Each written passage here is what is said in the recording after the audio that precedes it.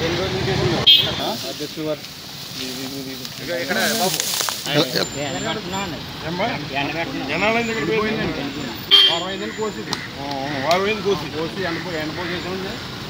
సరిగా ఉంచామండి మొన్న అడిగే సత్వాలని అడిగామండి ఇది ముందు టైప్ అవ్వండి మాట్లాడుకోండి మరి రాబీకే సెంటర్లో కానీ అడిగారా ఎంతకి ఇచ్చారు ఇవాళ రైతులకు మీరు సుమారు ఎంత ఉండొచ్చని 1000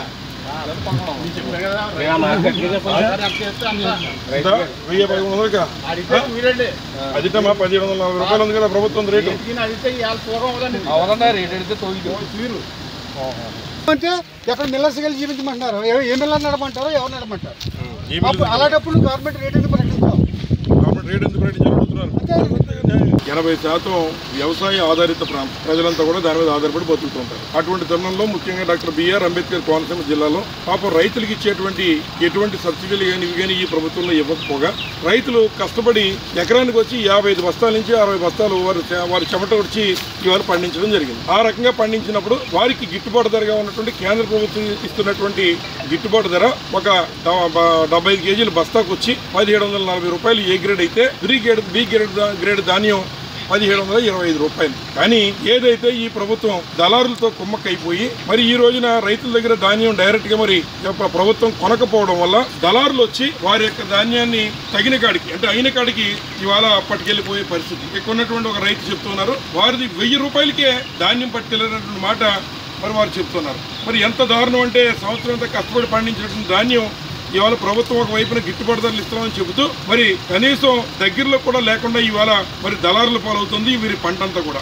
మరి నేను అడుగుతున్న ఒక సామెత గుర్తొస్తుంది, అదేంటంటే రోమ్ నగరం తగలబడిపోతుంటే మరి అక్కడ చక్రవర్తి గారు ఫిడేలు వాయించుకుంటూ కూర్చున్నారట. అలాగే ఈ రాష్ట్ర ముఖ్యమంత్రి నారా చంద్రబాబు నాయుడు గారు కూడా ఒకవైపు డాక్టర్ బిఆర్ అంబేద్కర్ కోనసీమ జిల్లాలో అలాగే ఈ యొక్క తూర్పు పశ్చిమ గోదావరి జిల్లాల్లో మొత్తం వర్షం వచ్చి పండించిన పంటంతా కూడా తడిచిపోయి మరి మొలకెత్తేసి రంగు మారిపోయి ఉన్నటువంటి పరిస్థితులేమో ఇక్కడ ఉత్పన్నం అవుతూ ఉంటే మరి మన రాష్ట్ర ముఖ్యమంత్రి నారా చంద్రబాబు నాయుడు గారు నేను మీ అందరికీ ఉన్నాను, మీకు భరోసా ఇస్తున్నా, మీకు ధైర్యాన్ని ఇస్తున్నా, మీ యొక్క ధాన్యం మరి రంగు మారిన కొనడానికి సిద్ధంగా ఉన్నాం లేదా మొలకెత్తినా కొనడానికి సిద్ధంగా ఉన్నాం, మరి మీకు ఏదైతే గవర్నమెంట్ ధర 1725 రూపాయలు మీకు ఇచ్చే విధంగా చేస్తాననే మాట చెప్పి ధైర్యం చెప్పాల్సినటువంటి నారా చంద్రబాబు నాయుడు గారు ఇవాళ అమరావతిలో కూర్చుని ఫిడేలు వాయించుకుంటున్నాడు. ఇక్కడ రైతులేమో వర్షాల్లో తడుస్తుంటారనే విషయాన్ని ఈ సందర్భంగా తెలియజేస్తూ ఉన్నాం.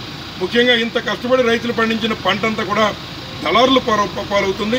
ముఖ్యంగా అంబేద్కర్ కోనసీమ జిల్లాలో అయితే 6 లక్షల మెట్రిక్ టన్నుల ధాన్యం ఇక్కడ పండితే కేవలం ఈ రోజున 98 నిన్న సంబంధిత మంత్రివర్యులు నాదెండ్ల మనోహర్ గారు చెప్తున్నారు మేము 98,000 టన్నులు మేము కొనేసామని చెప్తున్నారు. అంటే 5 లక్షలు మీరు 5 లక్షలు మిగిలిన 5 లక్షలని దళారుల చేతిలో పెడతారా అని అడుగుతున్నాం. దానికి గిట్టుబాటు ధర ఇవ్వరా అని అడుగుతున్నాం. మీ యొక్క ఏదైతే ధాన్యం కొనుగోలు కేంద్రాలు ఉన్నాయో అన్నీ మోగబోయాయి.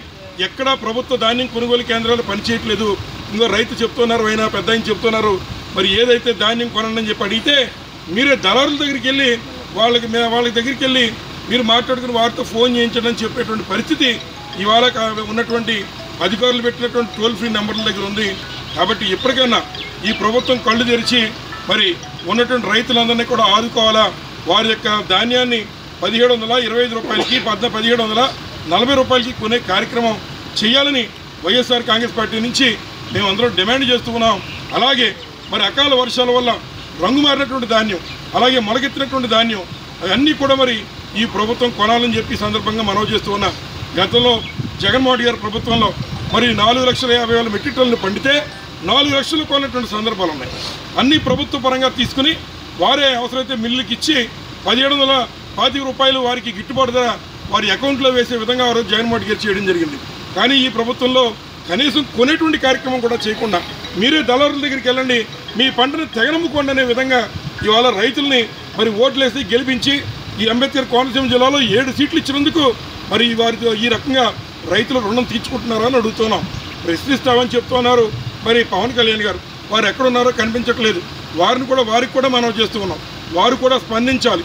రైతులకు ఇబ్బంది కలుగుతున్నప్పుడు మరి మీరు మద్దతు ఇచ్చిన ప్రభుత్వంలో నారా చంద్రబాబు నాయుడు గారు ఇటువంటి తప్పుడు కార్యక్రమాలు చేస్తున్నప్పుడు మీరు కూడా బయటకు వచ్చి స్పందించాలి, ధాన్యం కొనే ఏర్పాటు చేయాలి. ఇప్పటికైనా మళ్ళీ ఎప్పుడు వర్షం వస్తుందో తెలియదనే పరిస్థితి ఇక్కడ ఉంది. ఒక్కసారి చూడండి, మళ్ళీ ఒక్కసారి వర్షం వస్తే ఈ ధాన్యం 500 కూడా కొనేటువంటి పరిస్థితి మరి లేదు.